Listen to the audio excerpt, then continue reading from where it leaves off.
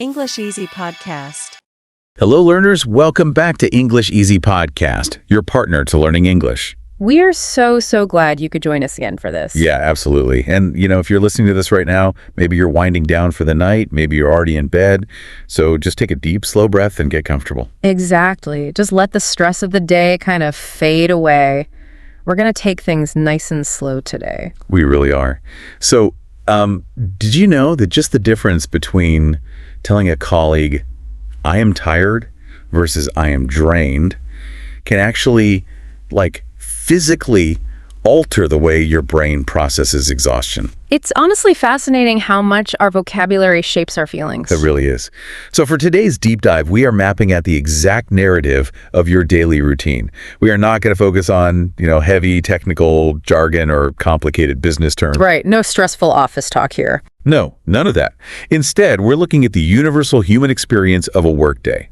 We're taking the story of your day from that chaotic, heavy-eyed minute you first open your eyes, all the way to that very specific exhaustion you feel when you finally close your front door at night. And while our mission is to give you the precise English vocabulary you need to articulate those feelings with confidence. Because, as an intermediate learner, this is such a powerful tool. Being able to chat casually about your morning routine or, how tired you are is a highly strategic skill for anyone working in an office. It really is. I mean, we spend years memorizing formal business terminology, right? But the reality is that relationships, trust, and team cohesion, they are all built in those quiet little moments between meetings. Yeah, like standing by the coffee machine or waiting for a Zoom call to start. Exactly. Being able to confidently talk about your actual human experience makes you appear so authentic. So let's start at minute zero. Minute zero, I love that. The morning battle. Right, because to talk about the workday, we really have to examine how the day actually begins. Those first few waking moments pretty much dictate our mental state for the rest of the day. Oh, entirely. There is this universal, almost comical struggle that happens the exact second the morning alarm rings. You basically enter into a full-on negotiation with your blanket. A very serious negotiation. It is. Because the conscious part of your brain is saying, I am an adult professional, I must get up. But your sleep-deprived body argues that, the blanket is the only safe environment left on Earth. It's a profound battle against what we call sleep inertia. And this is exactly where we fall into that famous just 5 more minutes trap. Oh, you know that trap well. We all do, right? We hit the snooze button, telling ourselves this very common lie. Our half-asleep brains somehow believe that an extra 5 minutes of fragmented sleep will actually cure our deep exhaustion. It's such a fascinating lie because, we know from experience it never works, yet we believe it every single Tuesday morning anyway. Every time. And when those 5 minutes turn into 20 or 30, we don't wake up feeling refreshed. No, we wake up in an absolute panic, we're running late, and that triggers this immediate spike in stress before we've even put our feet on the floor. And our sources outline exactly what happens next. You wake up into the state of mental laundry. Mental laundry, that's a great term. That's in it. Instead of starting the day with a clean, neutral slate, your mind is instantly cluttered. You're thinking about unread emails, deadlines, traffic, money. All these anxieties are just scattered everywhere in your mind, exactly like dirty clothes thrown all over a bedroom floor. That is a painfully accurate visual. Because when laundry is piled up chaotically like that, you can't just deal with one item. You stare at the overwhelming pile and you just sort of freeze. Right, you freeze. And this frozen state is often compounded by another really common modern habit, the morning scroll trap. Checking your phone while you're still lying in bed. Let's actually contextualize this for the workplace, for our learners. Imagine you are standing in the office, a colleague smiles and casually asks you, "So what kind of morning person are you?" That's a great real-world scenario. Yeah, so answer this in your head right now. Option A, I get up fast and immediately start moving. Option B, I stay in bed and check my phone for 20 minutes. Or option C, I hit the snooze button again and again. I think a lot of us are option B or C. But if we look closely at option B, checking the phone in bed, we see a habit that just actively sabotages the workday. Completely sabotages it. To me, waking up and immediately scrolling through social media or the news, it's like starting a marathon while carrying a incredibly heavy backpack. Oh, that's a brilliant way to describe it. Right. Because you haven't sent a single email yet, you haven't solved a single problem for your boss, but you are already mentally exhausted. You're draining your daily energy by comparing your life to everyone else's highlight reels. And it's not just a psychological drain, it's an actual chemical disruption. In the morning, your body relies on a gradual rise in hormones to make you feel naturally alert. But the phone interrupts that. Exactly. When you reach for your phone in the dark, you're hitting your brain with unpredictable bursts of cheap dopamine. You are forcefully interrupting a natural biological wake-up sequence with all the noisy demands of the outside world. So how do we fix this? Because we need to be calm for the day. The sources suggest a strategy called small, kind steps. Small, kind steps. I love the gentleness of that phrase. Me too.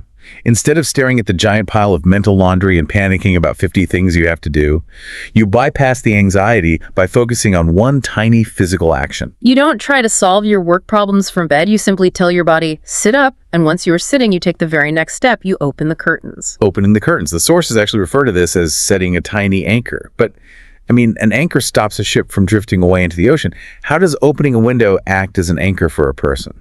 Well, it's a biological signal. When natural light hits your eyes, it stops the brain from producing melatonin, which is that hormone that makes you feel sleepy. Ah, okay. That makes perfect sense. Yeah, it firmly grounds you in the physical reality of the new day. It pulls your mind out of that drifting anxiety of the mental laundry. And from that anchor, you can move toward your morning routine, like making coffee. Coffee, the ultimate emotional support friend in the morning. Absolutely. It serves as a reliable, comforting ritual before the chaos of the commute begins. Okay, so we survive the morning battle, we navigate the commute, we enter the office, and the day runs at this frantic, demanding pace.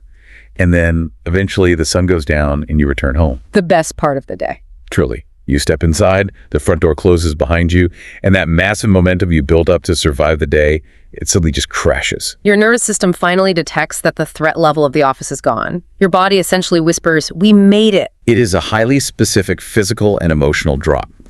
But here is the challenge for English learners. When a coworker asks you the next morning, "How was your evening?" we tend to default to a very basic phrase. We just say, "I am tired." Which is fine, but it doesn't really tell the whole story. Right. But honestly, isn't saying you are drained just a slightly more dramatic way to say you want to go home? It might sound like a simple synonym, but drained communicates a fundamentally different physical state. Let's look at the mechanics of exhaustion. Okay, let's break it down. Tired is what happens to your muscles after you play a sport or carry heavy boxes. Your muscles ache and you just need to sit down for a bit. Drained, on the other hand, implies a complete depletion of your internal resources. So it's the difference between a car that just needs to sit for a minute to cool down versus an engine that has completely run out of oil. Yes, perfect analogy. You cannot just pause an empty engine. You have to stop entirely and pour new resources back in. Otherwise, well, it will break. So if you tell a colleague, "I am feeling a bit drained today," it signals high self-awareness. It professionally communicates that you gave all your energy to your work, and you might not be at your sharpest right now. Exactly. It sounds responsible and professional rather than just sounding lazy. Let's actually practice building this dialogue. Learners, imagine you're talking to your coworker tomorrow. Practice structuring the sentence in your head. "After a long day, I felt completely..." And you could finish that by saying, overwhelmed. Overwhelmed means feeling like there is simply too much incoming information to handle, like a computer processing too many files at once. Or you could say, "After a long day, I felt completely restless." Restless is such a fascinating state. It means your physical body is exhausted, but you are completely unable to relax because your mind is still racing. Your nervous system just hasn't downshifted from the fast pace of the office yet. Yeah, and if we acknowledge that we are restless or drained, we can't just ignore that empty reservoir. We need a physical transition to refill it. Which brings us to the evening reset. The sources outline a very specific first step for this recovery process, calling it barefoot peace. Barefoot peace. That sounds incredibly relaxing. What does it actually look like? It involves taking off your work shoes the very moment you cross your threshold. It seems like a minor detail, but neurologically it's highly effective. The soles of our feet contain thousands of sensitive nerve endings. Right, and we restrict them in stiff shoes all day. Exactly. So that sensory input is muffled.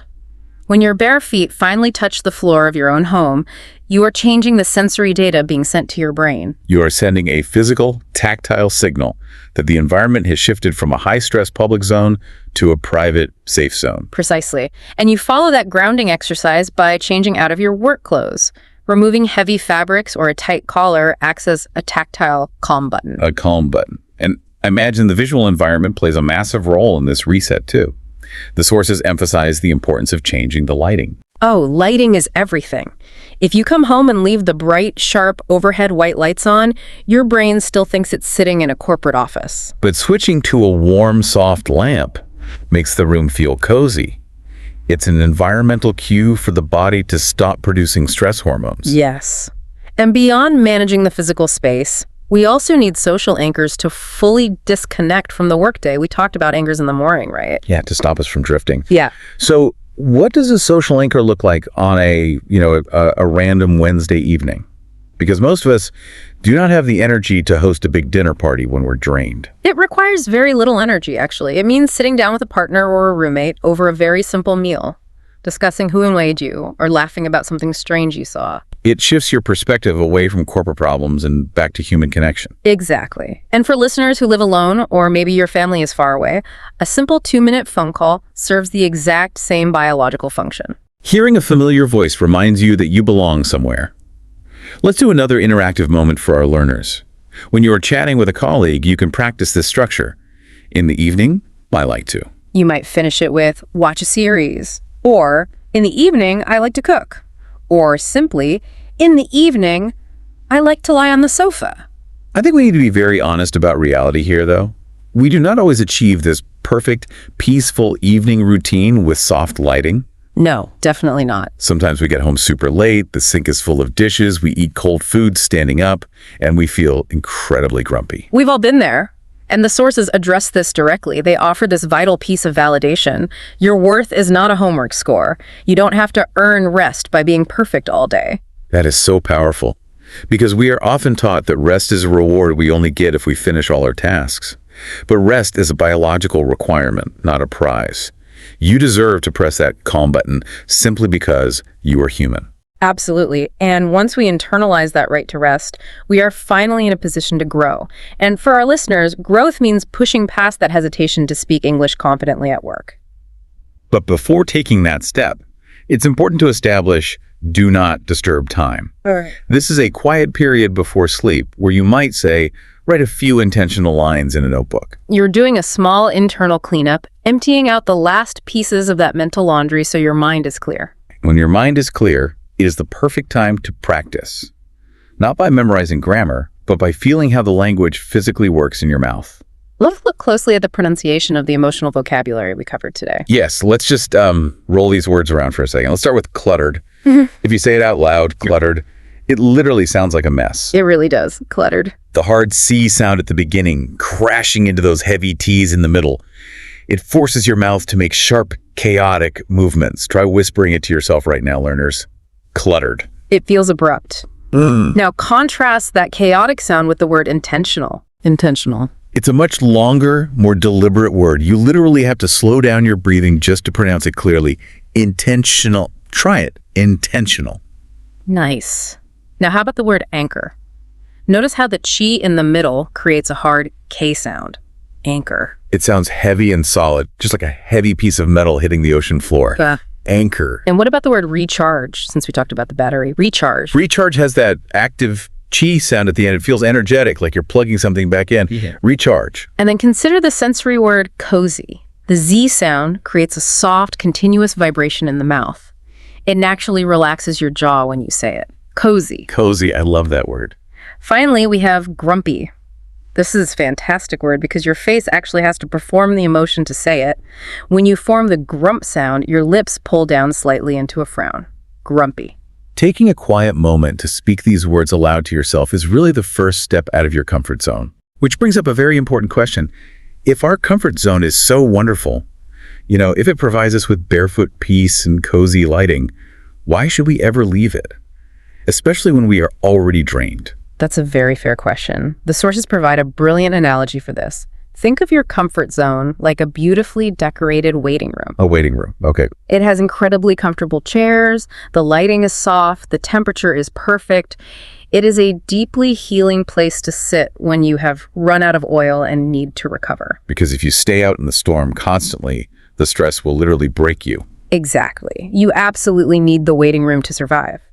But at the end of the day, it is still just a waiting room. You cannot live your entire professional career sitting in there. Right. If you want to reach fluency or build a genuine friendship with a colleague, you eventually have to stand up, open the door, and do one small brave thing. So the purpose of the waiting room is simply to give us the strength to open the door the next morning. Yes. And taking that brave step could be as simple as deciding to use the word drained in tomorrow's team meeting instead of just saying you are tired. Well, we have mapped out the entire architecture of a typical day-to-day. We looked at the biological conflict of the morning battle and explored how the mental laundry and the scroll trap chemically sabotage us. We examine the mechanics of post-work exhaustion and that crucial difference between physical tiredness and an empty cognitive reservoir. We discussed how to effectively execute an evening reset, taking off shoes, changing the lighting to signal safety, and how simple conversations act as anchors. And most importantly, you now possess the nuanced professional English vocabulary to share this exact narrative with the people you work with. Words like intentional, restless, overwhelmed, and drained. Please remember, your daily routine is not boring. The frustration of the alarm clock, the quiet relief of the front door closing, these are deeply human moments. They are universal experiences that build empathy when you share them. It's exactly how you transform a distant coworker into a trusted colleague. So, as you wind down tonight, whether you are lying in bed or sitting quietly on your sofa, I want to leave you with a final lingering thought to ponder in the quiet. Let's hear it. If the vocabulary we use physically shapes how our brains process reality, how might learning one single new positive word to describe your morning routine actually change the way your nervous system experiences your entire workday tomorrow? What a great thought to end on. Sleep well, learners. Good night, everyone.